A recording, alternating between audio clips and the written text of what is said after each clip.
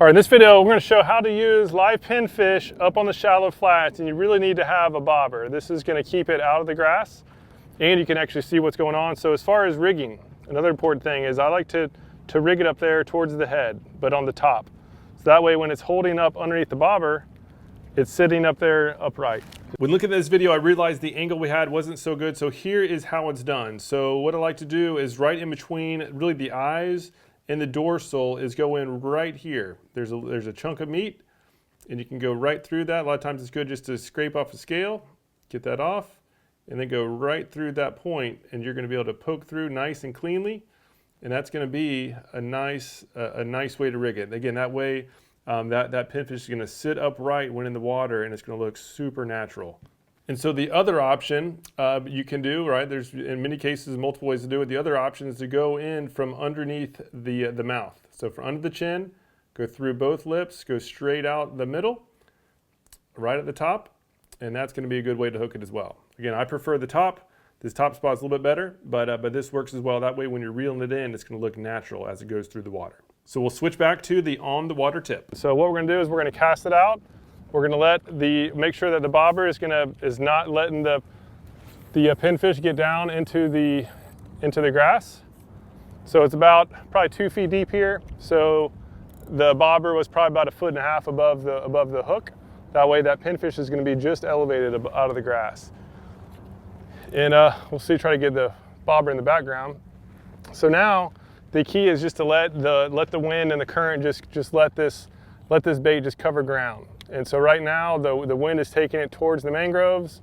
We have some open kind of seagrass here with some potholes, and so we're going to let this little contraption just drift over it. And every once in a while, to attract attention, why we use these, it's called a popping cork, is it has a little concave on the top, and every once in a while we'll get that line tight and give it some little pops.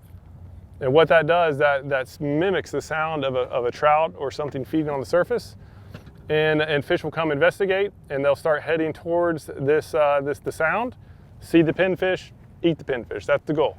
So we're going to let this drift out there, let it marinate, and we should be able to hook into some nice fish. All right, so I gave a little bit of time. We're going to go ahead and change spots, but what I like to do is just reel it in slowly. So when you reel it in slow, that pinfish is still swimming around fairly natural. If you reeled in super fast, the pinfish is going to be skipping up on the water, and you're definitely not going to catch anything. But when you reel it slow, again, that pinfish is looking natural. In many cases, I catch fish on the reel in.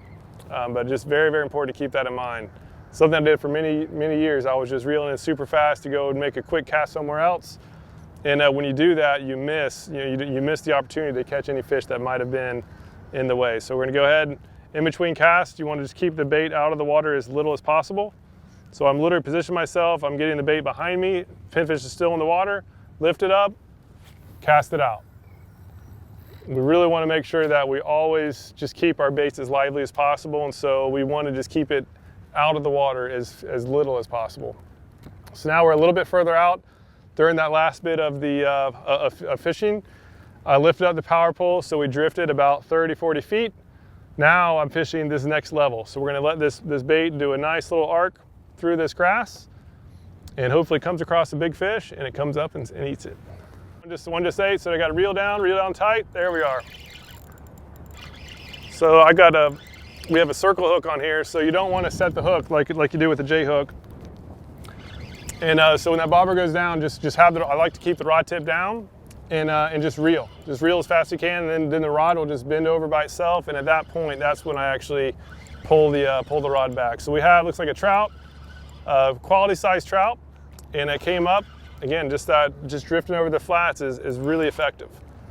And you'll see what'll happen is these circle hooks, even though I wasn't really manning I was letting the bobber do the work, this circle hook's gonna be right in the corner of its mouth, right where it's supposed to be.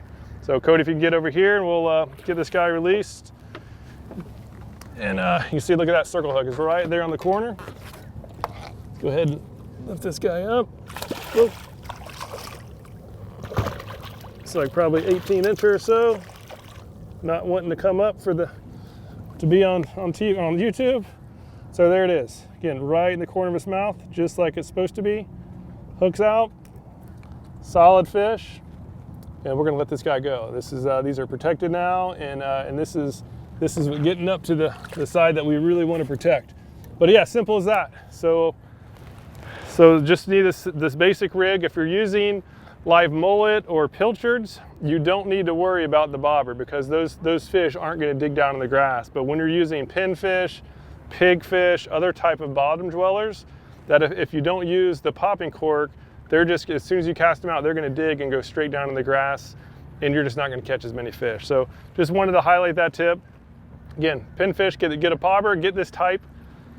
For bobber selection, important is that just this type with this little concave, I mentioned it before. I was doing some pops. I was just doing that to attract attention. And when that happens, again, I pop the line, this concave just kind of shoots a little bit of water out. It attracts attention. It sounds like a fish striking. And then a circle hook. You can go, obviously go bigger, go smaller based on the size of your bait. And that's it. Super basic.